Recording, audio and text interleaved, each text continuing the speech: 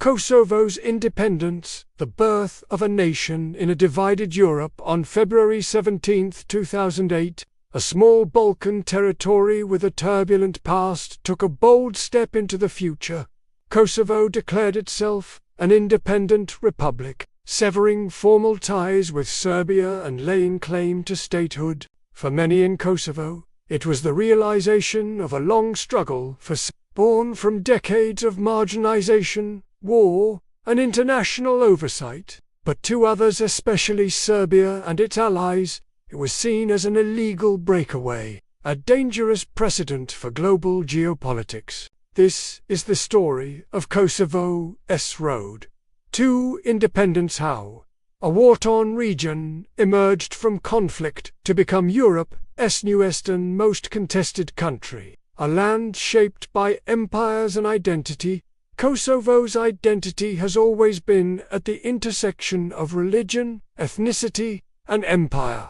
For centuries, it was part of the Ottoman Empire, during which many ethnic Albanians in the region converted to Islam, while the Serbian Orthodox Church preserved medieval religious and historical claims to the land. By the early 20th century, after the Balkan Wars, Kosovo was incorporated into Serbia, and later into the Kingdom of Yugoslavia. Although ethnically diverse, the majority population of Kosovo became ethnic Albanian, while Serbs retained significant cultural and historical ties, especially to medieval sites like Grazanica Monastery and Kosovo Polgi, where the 1389 Battle of Kosovo was fought. The rise of tensions in Yugoslavia. In socialist Yugoslavia under Josip Broz Tito, Kosovo held an autonomous status within the Republic of Serbia, but this autonomy was rolled back in the late 1980s by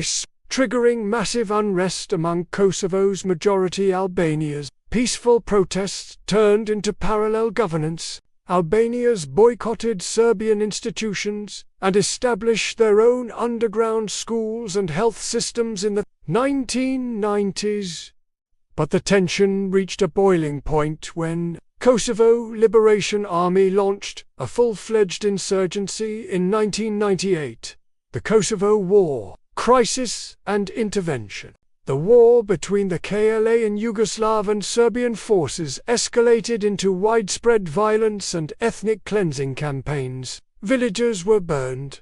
Thousands were killed. Over 800,000 ethnic Albanians were displaced, many fleeing to neighboring Albania and Macedonia. In response to the humanitarian crisis and failure of peace talks, NATO launched an air campaign in March 1999. For 78 days, NATO bombed Yugoslav military and infrastructure targets. Finally, in June 1999, Serbian forces withdrew, and Kosovo was placed under UN administration and secured by a NATO-led peacekeeping force, a region in limbo.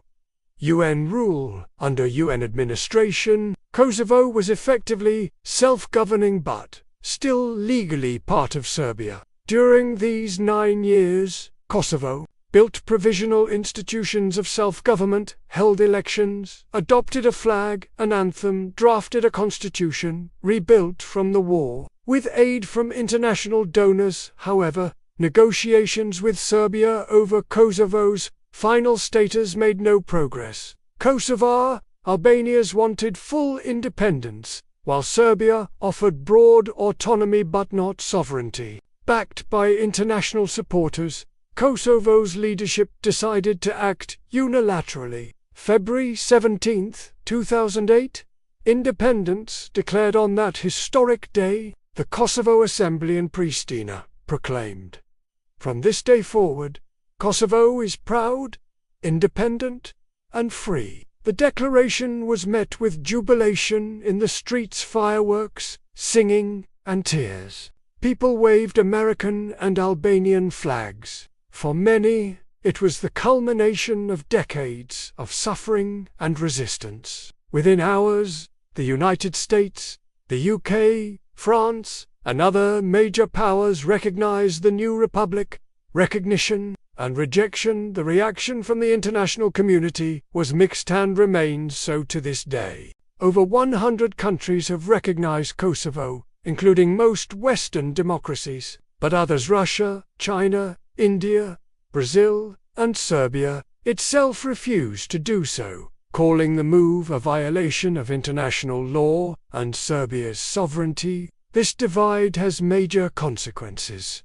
Kosovo is not a member of the United Nations. Blocked by vetoes in the Security Council, several EU countries, including Spain, Greece, Romania, Slovakia, and Cyprus, do not recognize Kosovo due to their own internal separatist concerns. Serbia still considers Kosovo an autonomous province and runs parallel services in Serb-majority areas. Building a nation in a contested space, despite limited recognition, Kosovo has pushed forward. It adopted a constitution in 2008 that guarantees democratic rights and minority protections. It joined the World Bank and International Monetary Fund. It participates in international sports. Its younger population is largely pro-Western, with aspirations for EU and NATO membership. Still, Kosovo faces challenges: high unemployment and immigration, tensions in northern Kosovo where many ethnic Serbs reject Pristina's authority, periodic flare-ups with Serbia, especially over policing and elections ongoing, EU-brokered negotiations that have yet to deliver full normalization, a new flag, a long road. Kosovo's independence was not granted. It was claimed through resilience, war, and diplomacy. It symbolizes both the promise of self-determination and the challenge of post-conflict nation-building in a divided world. More than 15 years later, Kosovo remains a partially recognized state, a geopolitical fault line, and a symbol of unresolved questions in international law. But to its people, it is something more: a homeland, a hard-won republic, and a future still unfolding.